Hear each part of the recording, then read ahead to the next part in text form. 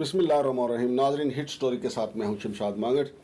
Jeddah town के जो मुतासरीन हैं उनके लिए बड़ी खुशखबरी आई है। नाजरीन, मैं आपको बताता चलूँ, ये 15-20 साल पुरानी हाउसिंग सोसाइटी थी जिसके मालकान ने पैसा लूटा, फिर उनके ऊपर केसेस बन गए, नैब में चले गए केसेस। उसका जो मालिक था गिलानी पूरा नाम मुझे इस वक्त याद नहीं है, तो वो उसके खिलाफ केसेस थे, लेकिन वो दौरान केस ही तफ्तीश के दौरान जेल में ही मर गया था। लेकिन ये जो तकरीबन 800 मुतासरीन है जद्दा टाउन के, उनकी जमा पूंजी यहाँ पे लगी हुई थी। ना उनको प्लाट मिल रहे थे और ना ही उनको उनकी जमा शुदा पूंजी मिल रही थी। लेकिन इस्लामाबाद हाई कोर्ट ने इस सिलसिले में एक बड़ा ऑर्डर किया। इस्लामाबाद हाई कोर्ट की तरफ से कहा गया, सीडीए को हुक्म दिया गया था कि वो इस सिलसिले में ज़रूरी इकदाम करे और जो मुतासरीन हैं उनकी जो है दादरसी की जाए। चुनाचे CDA capital development authority Islamabad ने इस सिलसिले में पहले एक सर्वे करवाया और सर्वे में ये मालूम हुआ कि तकरीबन उनके पास जो है 1500 कनाल ज़मीन है। चुनाचे इस वक्त जो है वो सारे की सारी ज़मीन के ऊपर उन्होंने उसका जो लेआउट प्लान है और जो नक्शा तैयार किया गया, तकरीबन 800-900 के करीब जो लोग हैं मुतासरीन, जिनके पूरी रकम जमा है, जो ले के गिलानी और उसके जो बाकी हवारी थे गायब हो गए थे।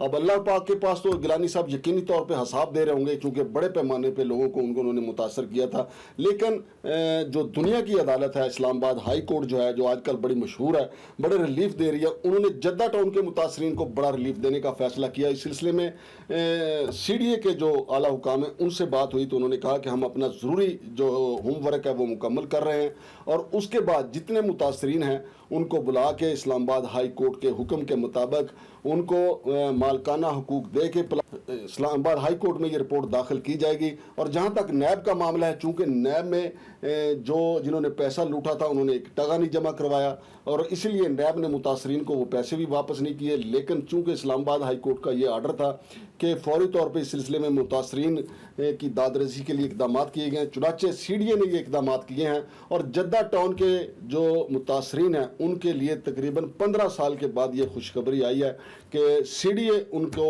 प्लाट देने की तैयारी कर रहा है। और सीडीए ज़राए का कहना है कि अगले चंद माह में, ये जोन 5 में ये वाक़ है जद्दा टाउन, और अगले चंद माह में तमाम मुतासरीन को ये प्लाट जो हैं वो अलाट कर दिए जाएंगे और उनके हवाले कर दिए जाएंगे।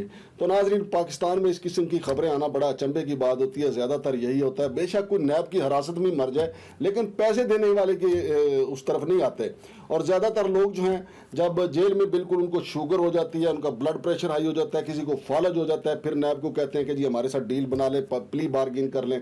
लेकिन गिलानी जो है जिसने ये सारा प्रोजेक्ट शुरू किया था उसने नैब के साथ प्ली बार्गेन नहीं की थी, जिसकी वजह से इस्लामाबाद हाई कोर्ट में मुतासरीन गए और इस्लामाबाद हाई कोर्ट में ने फिर ये एक बड़ा हुक्मनामा जारी किया था।